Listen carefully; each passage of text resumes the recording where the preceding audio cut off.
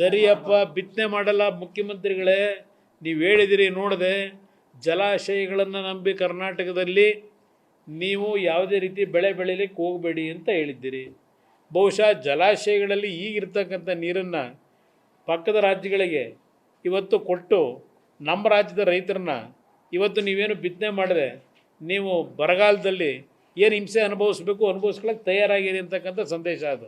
ಬಹುಶಃ ರಾಜ್ಯದ ಇತಿಹಾಸದಲ್ಲಿ ಯಾವುದೇ ಒಬ್ಬ ಮುಖ್ಯಮಂತ್ರಿ ಇವತ್ತು ಜಲಾಶಯಗಳನ್ನು ನಂಬಿ ನೀವು ಯಾರು ಬಿತ್ತನೆ ಮಾಡಬೇಡಿ ಅಂತಕ್ಕಂಥ ಒಂದು ರೈತರಿಗೆ ಸಂದೇಶ ಕೊಟ್ಟಿರ್ತಕ್ಕಂಥದ್ದು ಬಹುಶಃ ಕರ್ನಾಟಕ ರಾಜ್ಯ ಅಲ್ಲ, ದೇಶದ ಇತಿಹಾಸದಲ್ಲೇ ಇದು ಮೊದಲನೇ ಸಂದೇಶ. ಒಬ್ಬ ಮುಖ್ಯಮಂತ್ರಿಯಾಗಿ ಜವಾಬ್ದಾರಿಯುತ ಸ್ಥಾನದಲ್ಲಿರ್ತಕ್ಕಂಥವರು ಕೊಟ್ಟಿರ್ತಕ್ಕಂಥ ಹೇಳಿಕೆ ಆಗಿದ್ದರೆ, ರೈತರು ಈ ವರ್ಷ ಬಿತ್ತನೆ ಮಾಡಬಾರ್ದು ಅಂತ ಇದ್ದರೆ ಆ ಬಿತ್ತನೆ ಮಾಡದೆ ಹೋದರು ಅಂತಲೇ ಇಟ್ಕೊಳ್ಳಿ. ಆಗ ರೈತರ ಬದುಕಿಗೆ ಏನು ಕೊಡ್ತೀರಿ? ಅದು ಹೇಳಿದ್ದೀರಾ, ಘೋಷಣೆ ಮಾಡಿದ್ದೀರಾ? ಅದು ಹೇಳಬೇಕಲ್ಲ ರೈತರಿಗೆ. ಹಾಂ, ದನ ಕರುಗಳ ಮೇವೆ ಏನಾಗಬೇಕು, ಕುಡಿಯೋ ನೀರೇನಾಗಬೇಕು? ಇವತ್ತು ಕಾಂಗ್ರೆಸ್ನ ತಮಿಳ್ನಾಡವ್ರು ಹೇಳವ್ರೆ,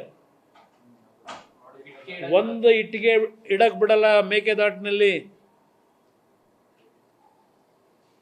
ಕಾಂಗ್ರೆಸ್ನ ನಾಯಕರಲ್ಲಿ ಹೇಳ್ತಾವ್ರಪ್ಪ, ಕಾಂಗ್ರೆಸ್ ಅಧ್ಯಕ್ಷರೇ ಹೇಳಿರೋದು. ಮೇಕೆದಾಟು DPR ಎತ್ತಿನ ಹೊಳೆ ಅದು ಯಾವ ಜೂನಲ್ಲ ಕೊಡ್ತೀವಿ ಅಂತ ಹೇಳಿದ್ರೆ ಗೊತ್ತಿಲ್ಲ.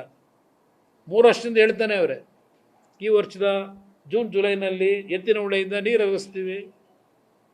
ಈಗ ಮುಂದುವರ್ಷಕ್ಕಂತೆ ಈಗ ಹೊಸ ನೀರಾವರಿ ಸಚಿವರು ಬಂದವ್ರೆ, ಈಗ ಅವ್ರು ಹೇಳ್ತಾವ್ರೆ ಮುಂದುವರ್ಷದಷ್ಟಿಗೆ ಇನ್ನೂ ಹಣ ಹೊಂದಿಸ್ಬೇಕಂತ 8,000 ಕೋಟಿ ಹೊಂದಿಸಿ ಸಂಪೂರ್ಣಗೊಳಿಸಿ ಆಮೇಲೆ ನೀರು ತರ್ತಾರಂತೆ. ಇಲ್ಲಿವರೆಗೂ ಖರ್ಚು ಮಾಡಿದಿರಲ್ಲ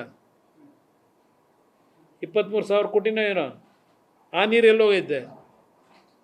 ಆ 23,000 ಕೋಟಿ ನೀರಾದರೂ ಬರಬೇಕಲ್ಲ.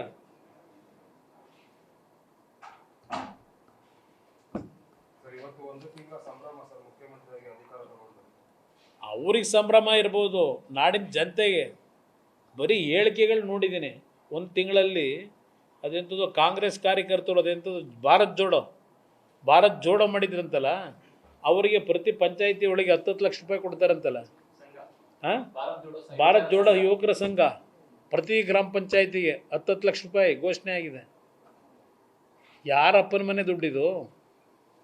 ಈಗ ಗ್ಯಾರಂಟಿ ಸ್ಕೀಮ್ ನೋಡ್ಕೊಳ್ಳೋಕ್ಕೆ ಪ್ರತಿ ತಾಲೂಕು ವಿಧಾನಸಭಾ ಕ್ಷೇತ್ರಕ್ಕೆ ಜಿಲ್ಲೆಗೆ ಒಬ್ಬ ಅಧ್ಯಕ್ಷ, ಅವನಿಗೆ ಕ್ಯಾಬಿನೆಟ್ ರ್ಯಾಂಕು, ಇಲ್ಲಿ ರಾಜ್ಯ ಮಟ್ಟದಲ್ಲಿ ಒಬ್ಬನ ಕ್ಯಾಬಿನೆಟ್ ರ್ಯಾಂಕು. 3 ವರ್ಷ ಏನು ದನ ಕಾಯ್ತಾ ಇದ್ರ? ಈಗ ಸಮೀಕ್ಷೆ ಮಾಡೋಕೆ ಹೊರಟಿದ್ದೀರಲ್ಲ, 3 ವರ್ಷದಿಂದ ಮತ್ತು ಈ ಕಮಿಟಿ ಮಾಡಿದ್ರಲ್ಲ ಪ್ರತಿ ತಾಲೂಕಿನಲ್ಲಿ, ಅದಕ್ಕೆ ಅವರಿಗೆ ಸರ್ಕಾರದ ದುಡ್ಡು ಮಾಡಿದ್ದೇನವರು ಮತ್ತಾಗಿದ್ರೆ ಈಗ ಹುಡ್ಕಕ್ಕೆ ಹೊರಟಿದ್ದೀರಲ್ಲ, ಸತ್ತರು ಇನ್ಕಮ್ ಟ್ಯಾಕ್ಸ್ನವರು, ಇದನ್ನು ಈಗ ಹುಡುಕ್ತಾ ಇದ್ದೀರಿ. 3 ವರ್ಷದಿಂದ ಈ ಕಮಿಟಿ ಮಾಡಿದ್ರಲ್ಲ, ಇವರೇನು ಮಾಡ್ತಾಯಿದ್ರು?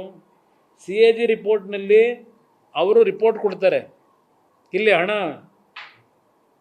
ದುಂದು ವೆಚ್ಚ ಆಗಿರೋದು, ಇಲ್ಲೆಲ್ಲೋ ಇದು ಎಂಥದ್ದು ನಿಮ್ಮ ಗ್ಯಾರಂಟಿ ಅಧ್ಯಕ್ಷರು ಒಬ್ಬರು ಮಾಡ್ಕೊಂಡಿದ್ದೀರಲ್ಲ, ಅವರೇನು ಹೇಳ್ತಾರೆ? CAG ರಿಪೋರ್ಟೇ ಸುಳ್ಳು ಅಂತಾರೆ. ಮೊನ್ನೆ ಹೇಳಿಕೆ ನೋಡಿದೆ, CAG ರಿಪೋರ್ಟೆಲ್ಲ ತಪ್ಪಿದೆ, ಆ ಥರ ಏನಾಗಿಲ್ಲ ಅಂತ ಹೇಳ್ತಾರೆ ಅವರು. ಮೊನ್ನೆ ಮಾಧ್ಯಮ ಸ್ನೇಹಿತರು ಮುಂದೆ ಹೇಳಿದ್ರು. ಈಗ ಇಷ್ಟೆಲ್ಲ ಸರ್ಕಾರದ ದುಡ್ಡು ತಿಂದು ನೀರು ಕುಡಿದು ಜನತೆ ಮೇಲೆ ತೆರಿಗೆ ಮೇಲೆ ತೆರಿಗೆ ಹಾಕಿ ಈಗ ಏನೋ ಬಸ್ತು ಇನ್ನೊಂದು 2 ದಿವಸದಲ್ಲಿ ತಗೋತಾರಂತೆ ರೇಟು ಜಾಸ್ತಿ ಮಾಡೋದಕ್ಕೆ. ಇದು ಈ ಸರ್ಕಾರ ನಡೀತಾ ಇರೋದು. ಇವರ ಒಂದು ತಿಂಗಳ ಸಂಭ್ರಮ ನೋಡ್ತಾ ಇದ್ದೀನಿ, ಏನೇನು ಕೊಟ್ಟವ್ರೆ ಅಂತೇಳಿ. ಎಲ್ಲ ಹಿಂದಿನ ಸರ್ಕಾರಗಳಲ್ಲಿ ಯಾವುದೋ ಕಾರ್ಯಕ್ರಮಗಳಿದ್ದವನ್ನ ಹೋಗಿ ಟೇಪ್ ಕಟ್ ಮಾಡ್ತಾರೆ 3 ವರ್ಷದಿಂದ.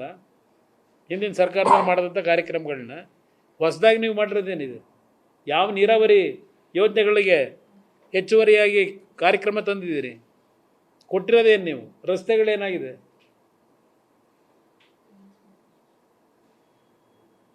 ಇದಕ್ಕೆ ಸಂಭ್ರಮ.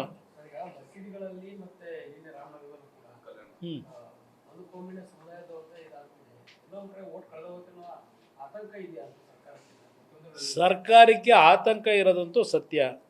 ಮುಂದಿನ ಚುನಾವಣೆ ಈ ನಾಡಿನಲ್ಲಿ ಜನ ಏನು ತೀರ್ಮಾನ ಮಾಡಿದ್ದಾರೆ, ಅವರೇನು ಸರ್ವೆ ಮಾಡಿಸಿರಲ್ವಾ? ಇಲ್ಲೆಲ್ಲ ಸುಜಾತ ಥಿಯೇಟ್ರ್ ಎದುರುಗಡೆ ಇರೋ ಬಿಲ್ಡಿಂಗ್ನಲ್ಲಿ ಮೇಲ್ಗಡೆ ಟಾಪ್ ಫ್ಲೋರಲ್ಲಿ 150-200 ಜನ ಇಟ್ಕೊಂಡು ಕೆಲಸ ಮಾಡ್ತಾರೆ ಅಂತ ಹೇಳ್ತಾರಲ್ಲಿ. ಇಲ್ಲಿ ದಿನ ಎವ್ರಿ ಡೇ ರಾಜ್ಯದ ಜನರ ಮೂಡ್ ಏನಿದೆ ಅಂತ ದಿನ ರಿಪೋರ್ಟ್ ಬರುತ್ತೆ.